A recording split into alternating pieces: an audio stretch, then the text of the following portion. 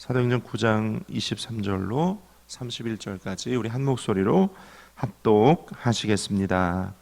여러 날이 지남에 유대인들이 사울 죽이기를 공모하더니 그 계교가 사울에게 알려지니라. 그들이 그를 죽이려고 밤낮으로 성문까지 지키거늘 그의 제자들이 밤에 사울을 광주리에 담아 성벽에서 달아 내리니라. 사울이 예루살렘에 가서 제자들을 사귀고자 하나 다 두려워하여 그가 제자됨을 믿지 아니하니 바나바가 데리고 사도들에게 가서 그가 길에서 어떻게 주를 보았는지와 주께서 그에게 말씀하신 일과 다메섹에서 그가 어떻게 예수의 이름으로 담대히 말하였는지를 전하니라. 사울이 제자들과 함께 있어 예루살렘에 출입하며 또 주 예수의 이름으로 담대히 말하고 헬라파 유대인들과 함께 말하며 변론하니 그 사람들이 죽이려고 힘쓰거늘 형제들이 알고 가이사랴로 데리고 내려가서 다소로 보내니라. 그리하여 온 유대와 갈릴리와 사마리아 교회가 평안하여 든든히 서가고 주를 경외함과 성령의 위로로 진행하여 수가 더 많아지니라. 우리 31절만 우리 한 번 더 크게 한번 읽어보겠습니다. 31절 마지막 절만 함께 한 번 더 크게 합독하시겠습니다. 시작. 그리하여 온 유대와 갈릴리와 사마리아 교회가 평안하여 든든히 서가고 주를 경외함과 성령의 위로로 진행하여 수가 더 많아지니라. 아멘. 할렐루야. 함께 봉독하신 사도행전 9장 23절로 31절까지 말씀을 근거로 우리 한번 따라할까요? 부흥하는 참된 교회의 모습.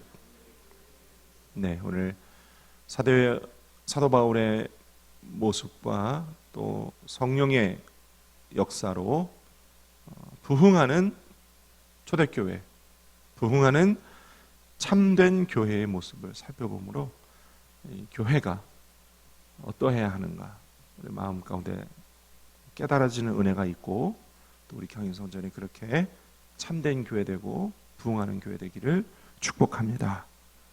사울이 다메섹에서 예수 그리스도를 환상 가운데 만나고 직가라 하는 거리에 유다의 집에서 3일 동안 그가 회개 기도를 합니다.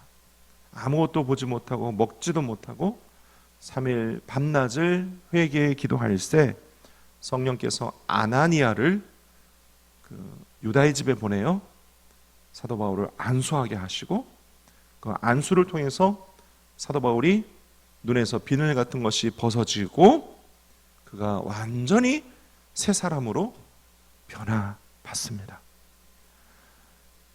그 예수 그리스도를 다메섹에서 만난 이전의 사울과 변화된 그 이후의 사울은 완전히 다른 사람인 거죠.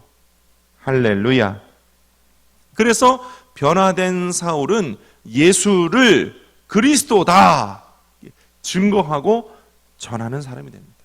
그 이전에는 예수를 믿는 사람을 잡아 옥에 가두기도 하고 또 순교당하는 스데반 앞에서 순교당함을 마땅히 여기는 그렇게 예수를 핍박하는 사람이었으나 이제 다메섹 도상에서 예수를 직접 만나고 난 뒤 예수가 하나님의 아들이요, 예수가 그리스도시요, 예수가 우리의 구원자시다 이렇게 강하고 담대하게 전하는 사람이 되는 것입니다.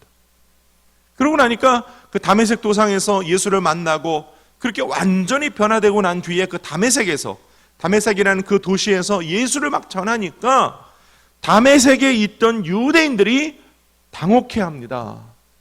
아니 이 사람이 바로 어제까지만 해도 예수 믿는 사람들을 잡아 옥에 가두고 핍박하던 사람이 아니냐. 그런데 어떻게 이 며칠 만에 이 사람이 예수를 그리스도다 전하는 이 놀라운 변화가 있단 말인가. 사울 때문에 다메섹에 있는 유대인들이 당혹해합니다. 그러고 난 뒤에 이제 이 다메섹에 있는 유대인들이 그 다음 사울을 죽이고자 하는 의논을 합니다.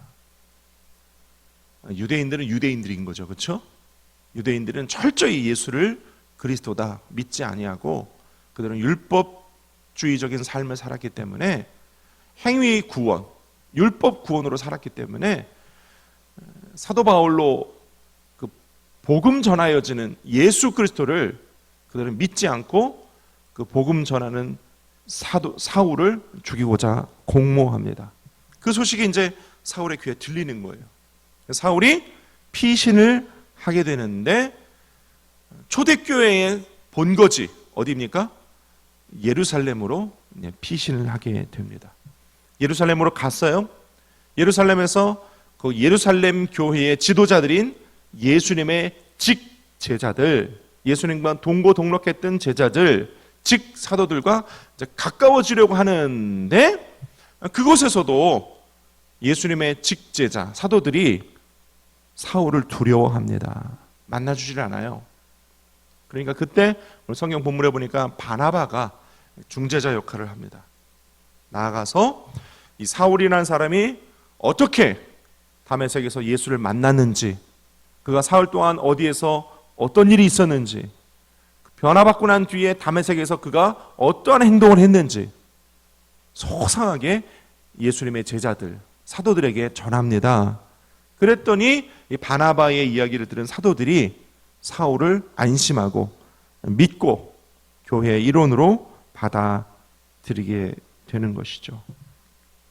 예루살렘 교회 사람들이 사울을 받아들였다는 소문이 돌자 또 이제 그 다메섹에 있었던 것처럼 똑같이 또 이제 예루살렘 안에서도 유대인들이 저거 봐라 저 사울이 예수 믿는 사람들을 잡아 옥에 가두고 죽이던 사람인데 스데반이 순교당할 때도 같이 있던 사람인데 그런데 저가 이제 변화되어 예수를 전한다 하니까 그 예루살렘 안에 있던 유대인들이 또 사울을 죽일 모의를 하는 것입니다. 이게 또 이제 사울과 예루살렘 교회에 퍼지니까 사도들이 사울의 고향인 다소에 가서 거기서 피신할 겸 거기서도 복음을 전할 것을 권면하게 되죠. 그래서 예루살렘 교회를 떠나 이제 사울이 자기 고향 다소로 떠나게 되는 것입니다. 그 다음 한번 따라할까요? 그리하여, 좀 크게 따라 하시겠습니다. 그리하여 오늘 본문의 끝절인 31절, 제가 지금 본문의 내용을 쭉 말씀을 드린 거예요. 이야기로 맨 끝절 31절에 보니까 그리하여 예루살렘 교회뿐만 아니라 유대, 그 다음 갈릴리, 그 다음 사마리아의 성령의 역사들이 전파되고 그것들마다 교회가 세워지고 부흥의 역사들을 하나님께서, 성령께서 이루어 가시는 모습을 사도행전 9장을 통해서 우리에게 보여주고 계십니다. 저는 특별히 이 예루살렘 교회 사도들, 그 다음 변화받은 사울을 통해서 성령께서 역사하시되 특별히 오늘 저와 여러분들이 함께 주목하여 볼 31절의 말씀을 통해서 초대교회의 참된 교회의 모습, 한번 더 저를 따라 하시겠습니다. 초대교회의 참된 교회의 모습, 초대교회의 참된 교회의 모습을 살펴보기를 원하는데 성령께서 친히 주관하시고 다스리시면서 부흥케 하시는 교회의 모습 통해서 우리에게도 깨달아지는 레마가 있고 또 이 모습이 우리 경인성전의 모습이 우리 여의도 수목원교회의 모습이 되어지기를 간절히 축복합니다. 첫째로 교회는 성령님이 주인이시라는 거예요. 초대교회, 부흥하는 교회, 참된 교회는 성령이 주인 되시는 교회입니다. 따라합시다. 교회의 주인은 성령님이시다. 31절을 중심으로 본다고 했죠. 거기 보니까 그리하여 온 유대와 갈릴리와 사마리아 교회가 평안하였다 그랬어요. 여러분, 마가의 다락방에 성령이 제자들에게 임하니까 제자들이 다 불같으신 성령님을 받고, 그렇죠? 그 다음 표적 방언을 얻어서 그들이 다 방언 말하기를 시작합니다. 거기에 있던 많은 각지에서 온 여러 나라 사람들이 이 제자들을 봐라, 이들이 다 우리의 말을 하는도다 하면서 신기해합니다. 그렇게 처음 주어졌던 그 방언은 각지의 언어들의 방언이었는데, 왜 그렇게 여러 나라의 말, 각지의 언어들을 방언으로 성령의 표적으로 주셨나요? 성령은 선교의 영이시기 때문입니다. 그리고 방언은 선교의 언어입니다. 한번 따라할까요? 성령은 선교의 영이시고 방언은 선교의 언어입니다. 그러니까 성령 충만하다라는 말은 결국 예수 복음을 전하는, 선교하는 사람이다 라는 말과 이퀄, 동일하다는 것이죠. 예수 믿는 사람들은 순교, 핍박, 고난을 당해도 예수를 전하게 된다는 거예요. 성령 세례받고 성령 충만한 사람들은 환경과 처지와 그 어떤 것이 괴로움과 고통으로 다가와도 예수 복음을 전하는 선교의 사람이 된다는 거예요. 사울이 그렇게 다메섹에서 예수 그리스도를 환상 중에 만나고 난 뒤에 변화된 사울은 어떤 사람이었습니까? 조용한 사람? 유순한 사람? 숨어 다니는 사람? 아니요. 목숨 걸고 예수 전하는 사람. 변화된 사울이 그렇게 됐어요. 왜 그렇게 됐어요? 성령께서 하신 것입니다. 그 성령께서 임하시니까 그리하여 온 유대, 사마리아 땅 끝까지 성령께서 사도들과 사울을 통해 교회를 세우시고 복음 전파하신 거죠. 그러니까 여러분, 초대교회 때부터 교회는 성령이 세우시고 성령이 교회의 주인이신 것입니다. 예루살렘 교회뿐만 아니라 유대에 있는 교회들, 갈릴리에 있는 교회들, 사마리아에 세워진 교회들, 다 초대교회로부터 지금까지 교회는 성령께서 세우시고 성령이 주인 되시는 것이지요. 믿으시면 아멘.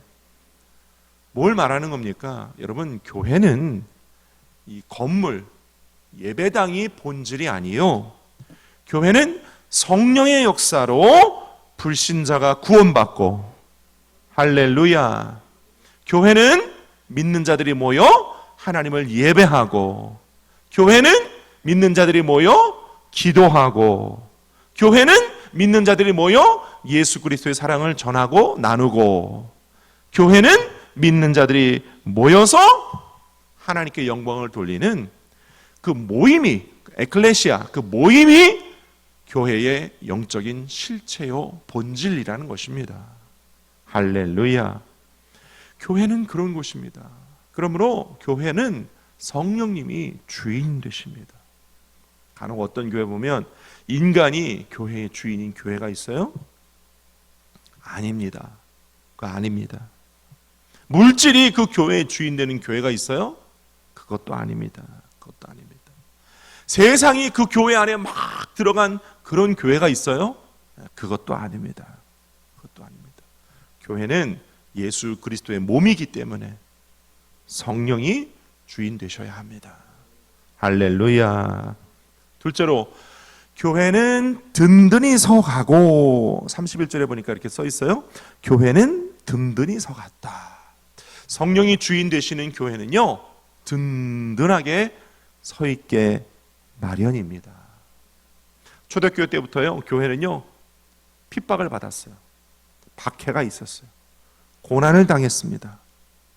이게 예수님께서 예견하시고 제자들에게도 가르쳐 주셨던 말씀이에요. 마태복음 10장 22절을 보면, 또 너희가 내 이름으로 말미암아 모든 사람에게 미움을 받을 것이나 끝까지 견디는 자는 구원을 얻으리라. 마가복음 13장, 누가복음 21장에도 똑같이 기록되어 있어요. 너희가 내 이름 때문에 모든 사람들에게 미움받을 거야. 그러니까 교회는요, 예수님 때부터 지금까지 믿지 않는 자들에게 또 세상에게 미움받고 핍박받고 고난당합니다. 그러나 교회는 핍박과 고난과 박해, 미움 속에서도 오늘 본문의 표현을 빌리자면 성령의 위로와 평안이 있으므로 든든히 서가는 것이죠. 따라합시다. 성령의 위로와 평안 때문에 든든히 서갑니다. 만일 교회의 주인이 성령이 아니시고 만일 성령의 위로와 평안이 없다면 교회가 든든히 서 있을 수 있겠습니까? 아닙니다. 불가능합니다. 교회가 예수 그리스도의 몸이기 때문에 성령이 내주 교통하실 수밖에 없잖아요. 그렇죠? 그 교회 안에 성령이 안 계시다면 교회는 든든히 서 있을 수 없는 것입니다. 성령의 내주 교통, 위로와 성령의 평안이 있기 때문에 교회는 든든히 서 있을 수 있는 것이죠. 제가 어떤 간증을 저번에 들었어요. 제가 아는 어떤 동생이 있는데 그 친구는 교회 잘 안 나오거든요. 아직도. 그런데 그 친구가 한때 교회를 잠깐 잘 나온 때가 있었어요. 그래서 참 신기해서 어떻게 교회를 이렇게 매주 오게 되느냐 물었더니 그 친구가 자기가 아는 어떤 다른 형님이 있는데 그 형님이 매우 어려운 일들을 당했대요. 구체적으로는 제가 잘 모르겠습니다만 정말 죽고 싶을 만큼의 어려운 일을 당했다는 거죠. 그랬는데 그 형님이 이런 얘기를 하더래요. 자기가 자기 가족들이 권면해서 서울 강남에 있는 어떤 교회에 가게 되었다. 그랬는데 그 교회의 대성전에 딱 들어가자마자 예수 안 믿는 그 형님인데 예수 안 믿는 사람이 인도를 받아 간 그 교회의 대성전에 딱 들어가자마자 울음이 울컥 쏟아지면서 하나님의 임재가 느껴지더라는 거예요. 그래가지고 예배 시작 전부터 예배 끝날 때까지 펑펑펑펑펑펑 울고 자기를 그렇게 괴롭히고 자기 마음 가운데 자기를 짓누른 것과 같은 그런 심령의 고통과 병이 싹 다 사라지는 것을 체험했다면서 그 아는 형님이 자기를 그렇게 간증하며 전도를 했다는 거예요. 그래서 나도 그 하나님 좀 만나보고자 요즘 이렇게 교회를 나옵니다. 그런 얘기를 저한테 들려주시더라고요. 할렐루야. 여러분, 이 은혜가 우리 교회도 있기를 바라고 우리 여도수 모험교회도 있기를 바라고 이 땅의 모든 교회들의 위에 있기를 축원합니다. 교회는 그런 곳이어야 하고 또 실제로 교회는 그런 곳입니다.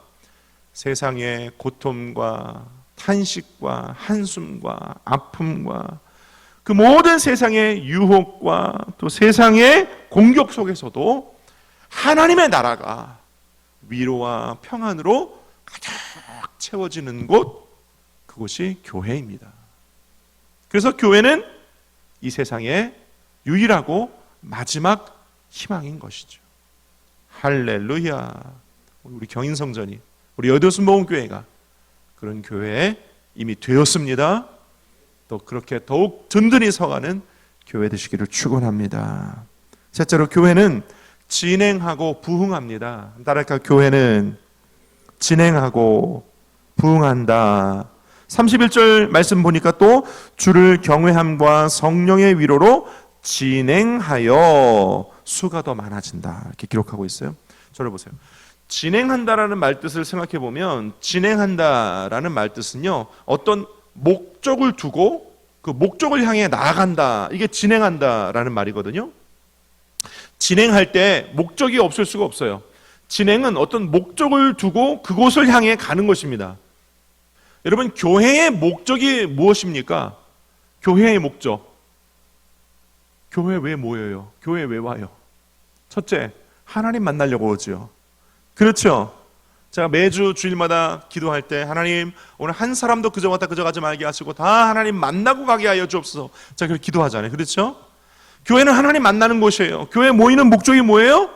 여기서 하나님 만나기 위해서, 하나님을 예배하기 위해서, 하나님께 기도하기 위해서. 또 교회는요, 말씀 가르치고 말씀을 가르쳐 지키게 하라 그랬으니까 말씀을 실천하도록 가르치고 훈련시키는 곳이 교회입니다. 아멘이 별로 없으신 거 보니까 별로 경험하지 못하셨던 것 같아요. 교회는 그런 곳이에요. 교회는 또 구제와 나눔, 다시 말해 그리스도의 사랑을 전하고 나누는 곳이에요. 교회는 목적이 분명해요. 그렇죠? 교회만큼 세상에 목적이 분명한 조직이 없어요. 교회는 목적이 너무 분명해. 그런데 이렇게 목적을 가지고 나아가는 곧 진행하는 곳이 교회인데, 이런 진행을 하다 보면 뒤따르는 것이 있다. 교회가 그런 분명한 목적을 가지고 진행을 하면 꼭 뒤따르는 것이 있을 것이다 라고 오늘 성경 본문이 우리에게 약속하고 있거든요. 그게 뭐냐? 수가 점점 더 많아지니라. 부흥한다 이 말이에요. 교회가 성경이 가르치고 있는 목적을, 그 분명한 목적을 진행하면 부흥하리라. 우리에게 말씀 가르쳐주고 계세요. 오늘 성경은 그것을 보증, 개런티하고 있어요. 너희가 이 성경이 가르치는 대로 교회의 본질을 회복하고 그 목적대로 나아가면 부흥하리라. 우리에게 약속을 주고 계세요. 할렐루야. 여러분 그렇습니다. 교회는 예수 그리스도의 몸이기 때문에 교회가 가진 분명한 목적을 수행하고 진행하면 부흥은 상식적인 일이 됩니다. 할렐루야. 문제는 교회의 목적과 본질이 변질되니까 부흥이 뒤따르지 않는 것입니다. 교회의 목적과 본질과 거리가 먼 것들이 자꾸 교회에 들어오면 그 교회는 부흥되지 않는 것이 그것 또한 상식입니다. 깨닫는 은혜가 있을지어다. 여러분 우리 교회 안에, 우리 한국 교회 안에 이와 같은 교회의 성경적인 분명한 목적들이 회복되어지고 진행될 수 있기를 축원합니다. 말씀 맺기 원합니다. 사울이 회개하고 변화되어서 복음을 전할 새 예루살렘 교회뿐만 아니라 유대, 갈릴리, 사마리아에 있는 교회에도 하나님을 경외함과 성령의 위로로 교회는 든든히 서가고 부흥을 얻게 되었습니다. 우리 한국교회, 우리 여의도 순복음교회, 우리 경인성전에도 이와 같은 부흥이 있기를 축원드립니다. 기도하겠습니다. 아버지 하나님,